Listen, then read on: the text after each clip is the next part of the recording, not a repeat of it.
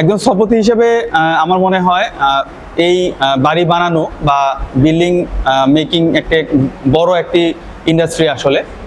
এখানে আমাদের ব্যবহৃত যে ম্যাটেরিয়াল, সেই ম্যাটেরিয়ালের স্পেসিফিকেশন এবং গুণাগুণ যেমন খেয়াল রাখতে হবে, একই সাথে ভবনের নকশা এবং আর্কিটেকচার এবং স্ট্রাকচারাল যে ডিজাইন, সেটার দিকেও আসলে 100% নজর রাখতে হবে।